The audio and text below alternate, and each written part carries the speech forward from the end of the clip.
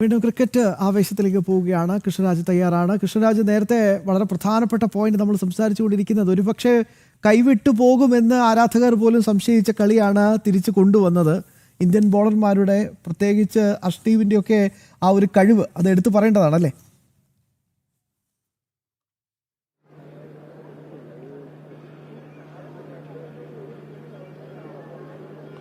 തീർച്ചയായും അർഷ്ദീപിന്റെ ആദ്യ 2 ഓവറിൽ 40 റൺസാണ് കിവീസ് ബാറ്റർമാർ അടിച്ചുകൂട്ടിയത്. പക്ഷേ പിന്നീട് അങ്ങോട്ട് രണ്ടാം സ്പെല്ലിൽ വരുമ്പോഴേക്കും അർഷ്ദീപ് മികച്ച പ്രകടനമാണ് കാഴ്ചവെച്ചത്. 51 റൺസ് 5 വിക്കറ്റുകളാണ് നേടിയത്, അതും സുപ്രധാന വിക്കറ്റുകൾ. ഒരുപക്ഷെ ഫിൻ അലൻ മികച്ച ഫോമിൽ നിൽക്കുമ്പോഴാണ് അർഷ്ദീപ് പന്തുമായി എത്തുന്നത്.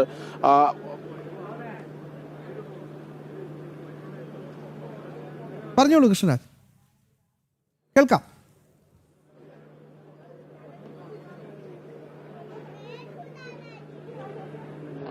യെസ്, അപ്പോൾ അർഷ്ദീപിന്റെ ബൌളിംഗ് വ്യൂ, രണ്ടാം സ്പെല്ലിൽ അർഷ്ദീപ് വന്ന് തുടരെ വിക്കറ്റുകൾ എടുക്കുന്നു. അങ്ങനെ 51 റൺസ് വഴങ്ങി 5 വിക്കറ്റുകൾ വീഴ്ത്തിയ അർഷ്ദീപ് വിജയത്തിൽ നിർണായകമായ പങ്കുവഹിക്കുന്നു. മറ്റൊന്ന് അക്സർ പട്ടേലിന്റെ ബൌളിംഗ് ആയിരുന്നു. അക്സറിനെയും സിക്സറുകളോടെയാണ് ന്യൂസിലൻഡ് ബാറ്റ്സ്മാൻമാർ വരവേറ്റത്. പക്ഷെ പിന്നീട് അങ്ങോട്ട് അക്സർ അച്ചടക്കത്തോടെ പന്തെറിഞ്ഞ് 3 വിക്കറ്റുകൾ വീഴ്ത്തുന്നു.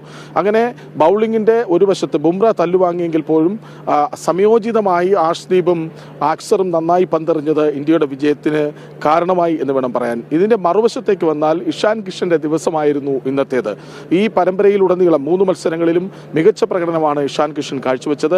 ഇഷാന്റെ സെഞ്ചുറിയാണ് കാര്യവട്ടത്ത് ഇന്ന് നമുക്ക് കാണാനായത്. 43 പന്തിൽ പതിയെ തുടങ്ങിയ ഇഷാൻ 12 പന്തിൽ 15 റൺസ് എടുത്ത് നിന്ന ഇഷാനാണ് പിന്നീട് അങ്ങോട്ട് ആളിക്കത്തി തുടരെ സിക്സർ മഴ പെയ്യിച്ച് ബൗണ്ടറികൾ അടിച്ച് ഇന്ത്യക്ക് പടുകൂറ്റൻ സ്കോർ സമ്മാനിച്ചത്.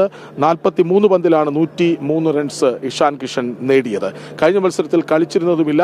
അതോടുകൂടി വിക്കറ്റ് കീപ്പർ ബാറ്ററായി മാറുകയാണ് ഇഷാൻ കിഷൻ എന്നുകൂടി ഓർക്കണം. രണ്ടാം പകുതിയിൽ സഞ്ജു സാംസന് പകരം ഇഷാൻ കിഷൻ ആയിരുന്നു വിക്കറ്റ് കീപ്പറായി വന്നത്. മറ്റൊന്ന് സൂര്യകുമാർ യാദവിന്റെ ഫോമിലേക്കുള്ള മടങ്ങിവരവ് നമ്മൾ ഈ പരമ്പരയിൽ കണ്ടതാണ്.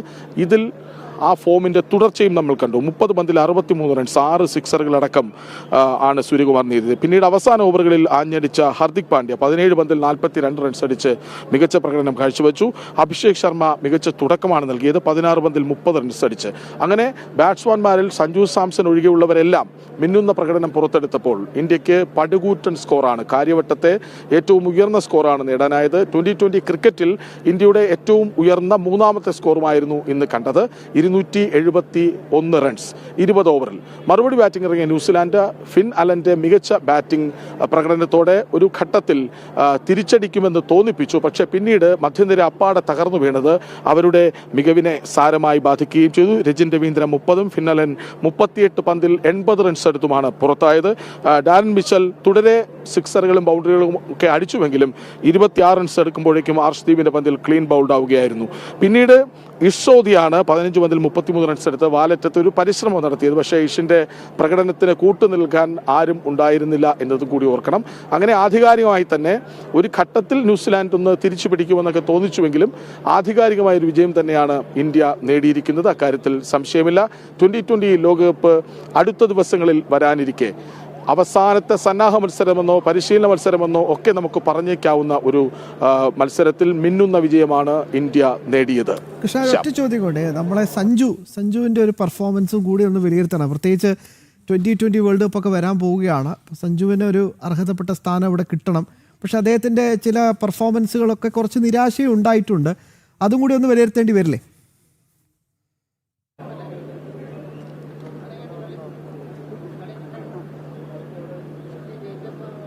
യെസ്, തീർച്ചയായും സഞ്ജുവിന് ലോകകപ്പിൽ ആദ്യ 11-ൽ സ്ഥാനം കിട്ടുമെന്ന് ഒരു ഉറപ്പുമില്ല.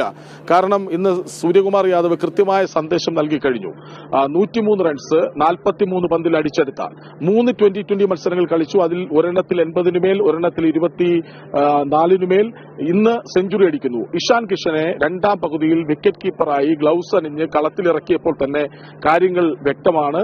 സഞ്ജു മിക്കവാറും ആദ്യ 11-ൽ വേൾഡ് കപ്പിൽ കളിക്കില്ല എന്ന കാര്യത്തിൽ. കാരണം 5 മത്സരങ്ങളിലും അവസരം നൽകുകയാണ്. ഇന്ന് സൂര്യകുമാർ യാദവ് ടോസ് കിട്ടിയ ശേഷം ടീമിലെ ചേഞ്ചസ് പറയുന്നുണ്ടായിരുന്നു. 3 ചേഞ്ചസ് എന്ന് പറയുകയും അതിൽ 2 പേരുടെ പേര് മാത്രം എടുത്തു പറയുകയും 3ാമത്തെ ആളെ മറന്നുപോവുകയും ചെയ്യുകയാണ്. അപ്പോൾ ഗാലറി ഒന്ന് നിശബ്ദമാകുന്നു. അപ്പോൾ ഡോണ്ട് വറി, സഞ്ജുവിനെ കുറിച്ച് നിങ്ങൾ പേടിക്കേണ്ട, സഞ്ജു കളിക്കും എന്നാണ് പറഞ്ഞത്. അപ്പോൾ അതൊരു അവസാന അവസരമായിരുന്നു 2020 ലോകകപ്പിൽ കളിക്കണമെങ്കിൽ. ആ മത്സരത്തിലും വളരെ സമ്മർദ്ദത്തിനടിപ്പെട്ട് കളിച്ച ഒരു താരത്തെ പോലെയാണ് കണ്ടത്. വളരെ ക്ഷീണിതനായ ഒരു താരത്തെ പോലെ ഡിഫൻസീവിലേക്ക് പോകുന്നു. ആക്രമിക്കാൻ കളിച്ച 4 ഷോട്ടുകളിൽ 3ഉം എഡ്ജായി പോകുന്നു. ഒരു ഇൻസൈഡ് എഡ്ജ്, 2 ഔട്ട്സൈഡ് എഡ്ജ്. അങ്ങനെ കൃത്യമായി ബാറ്റിലേക്ക് മിഡിൽ ചെയ്യാൻ പാടുപെടുന്ന ഒരു സഞ്ജുവിനെയാണ് കണ്ടത്. അതുപോലെ തന്നെയാണ് നമ്മൾ പിന്നീടും കണ്ടത്. 6 റൺസ് എടുത്ത് സഞ്ജു പുറത്താകുന്നു. ഇനിയൊരു പക്ഷേ സഞ്ജു ടീമിൽ ഉണ്ടാകും എങ്കിൽ പോലും സഞ്ജുവിന് ആദ്യ 11-ൽ കളിക്കാനുള്ള സാധ്യത വളരെ കുറവാണ്. സഞ്ജു ഇന്നൊരു പക്ഷേ മികച്ച ഒരു ഇന്നിംഗ്സ് കാഴ്ചവെച്ചിരുന്നുവെങ്കിൽ USA-ക്കെതിരായ ആദ്യ 2020 മത്സരത്തിൽ ഓപ്പണറായി തന്നെ ഒരു പക്ഷേ കളത്തിലിറങ്ങാമായിരുന്നു. വലിയൊരു അവസരമായിരുന്നു അത്. പക്ഷേ സഞ്ജു നാട്ടുകാരുടെ മുന്നിൽ കളിക്കുന്ന ആദ്യ 2020 അന്താരാഷ്ട്ര മത്സരത്തിൽ നിറം മങ്ങുന്ന പ്രകടനമാണ് കാഴ്ചവെച്ചത്. സമ്മർദ്ദത്തിനടിപ്പെട്ട് അത് 5 മത്സരങ്ങളിലും കണ്ടു. ആദ്യ കളിയിൽ 10 റൺസ്, രണ്ടാമത്തെ കളിയിൽ 6 റൺസ്. അതാകട്ടെ ഒരു 0-ൽ നിൽക്കുമ്പോൾ 6 അടിക്കാനുള്ള ശ്രമം ഫീൽഡറുടെ കയ്യിൽ തട്ടി ക്യാച്ചായ ബോളാണ് 6ലേക്ക് പോയത്. മൂന്നാമത്തെ മത്സരത്തിൽ ഡക്കാകുന്നു. 4ാമത്തെ മത്സരത്തിൽ 24 റൺസ് എടുക്കുന്നു. ആ 24 റൺസ് എടുത്ത കളിയിൽ പോലും സഞ്ജു പൂർണ്ണമായൊരു മികവിലേക്ക് വരുന്നുവെന്ന് തോന്നുന്ന ഷോട്ടുകളിലേക്ക് പോയില്ല. ഫുട് വർക്ക് വളരെ മോശമായിരുന്നു എന്ന വിലയിരുത്തലുകൾ വന്നു. ഇന്നും നമ്മൾ അത് തന്നെയാണ് കണ്ടത്. ആകെ 3-4 ഷോട്ടുകൾക്ക് ശ്രമിച്ചു. അതിൽ 3 എഡ്ജായി പോകുന്ന കാഴ്ചയാണ് കണ്ടത്. മാറ്റിൽ മിഡിൽ ചെയ്യാൻ സഞ്ജുവിനാകുന്നില്ല. സ്വാഭാവികമായും സഞ്ജുവിന്റെ മികവ് ഒരു ചോദ്യചിഹ്നമായി മാറുന്നു. സഞ്ജുവിന്റെ ഫോമില്ലായ്മ ഒരു ചോദ്യചിഹ്നമായി മാറുന്നു. ഇന്ന് 2ാം പകുതിയിൽ ഇഷാൻ കിഷൻ വിക്കറ്റ് കീപ്പറുടെ റോളിലേക്ക് വന്നതോടെ സഞ്ജുവിന്റെ വേൾഡ് കപ്പിൽ കളിക്കാമെന്ന മോഹം അണയുന്നുവോ എന്ന സംശയം ബാക്കിയാവുകയാണ്. ശ്യാം. യെസ്, കൃഷ്ണരാജ് കൃത്യമായ വിവരങ്ങൾ നൽകിയത്, പ്രിയപ്പെട്ട പ്രേക്ഷകരുമായി പങ്കുവച്ചത്.